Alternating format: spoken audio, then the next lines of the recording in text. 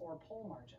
These are statements meant to justify military operations against foreign vessels and potentially foreign nations in a region where the United States has already had a long and bloody history of intervention. Trump's claim that each boat kills about 25,000 people isn't just absurd, it's the kind of distortion that transforms a policy failure into a political opportunity. When experts heard those numbers, they didn't just roll their eyes, they sounded alarms. The entire Caribbean fentanyl narrative has no foundation in evidence. Venezuela, where Trump claims these boats originate, isn't even a significant source of fentanyl. According to U.S. intelligence and DEA reports, the overwhelming majority of illicit fentanyl comes from chemical suppliers in China and is manufactured in Mexico before being smuggled through legal ports of entry into the U.S., not through covert sea routes in the Caribbean, and yet that's the fiction now being sold as national security. It's a simple formula. Invent a threat, strike it down, declare victory, rinse and repeat. It's easy to see the political logic. You can't declare victory in the war on drugs when overdose deaths are still rising. You can't claim to have defeated fentanyl when American communities are still burying their children. But you can create an image, a decisive president, strong enough to take the fight to them, blowing up boats in the name of saving lives. It's a narrative designed to comfort his base, to turn tragedy into triumph. And if the data doesn't fit, he'll make the data up. But beyond the bluster, there's a darker problem. Because every time a government deploys military force under the banner of a false statistic, it erodes the fragile trust that holds a democracy together. When truth itself becomes negotiable, accountability vanishes. The claim that these strikes saved 100,000 lives is not just mathematically impossible, it's morally corrosive. It tells the public that evidence is optional, that the state's power to kill can rest on whatever story the president tells that day. We've seen this movie before in Iraq, in Vietnam, in every era where numbers became weapons and facts became inconvenient. And once again, the pattern repeats.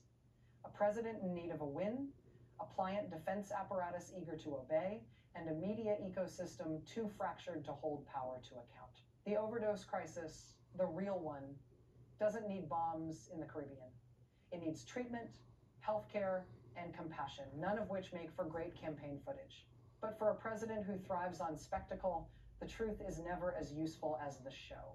And so the myth continues, a fantasy war on imaginary boats, waged not to stop drugs, but to keep political momentum afloat. What's happening here isn't counter-narcotic strategy, it's performance.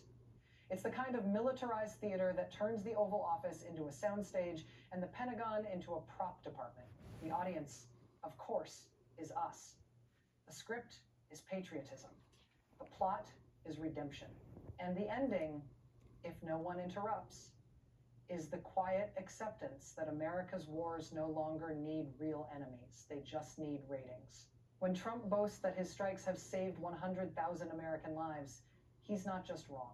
He's rewriting the role of the presidency itself, from commander-in-chief to central character in a myth about vengeance and control. The strikes in the Caribbean serve a symbolic purpose.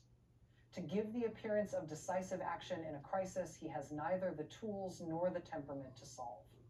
You can't bomb addiction, you can't drone poverty, you can't launch missiles at despair, but you can stage a war that makes the suffering look like victory. And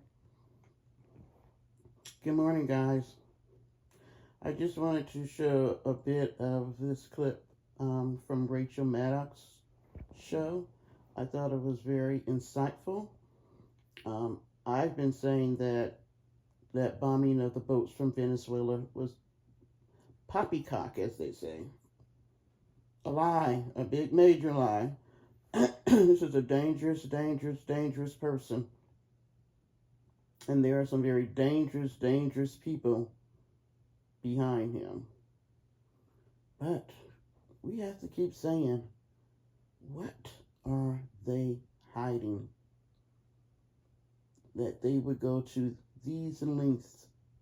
And I mean, they've gone quite a bit and still going. What are they hiding? Let's talk about it later this evening, guys. All right. Have a wonderful, wonderful Friday. Bye-bye.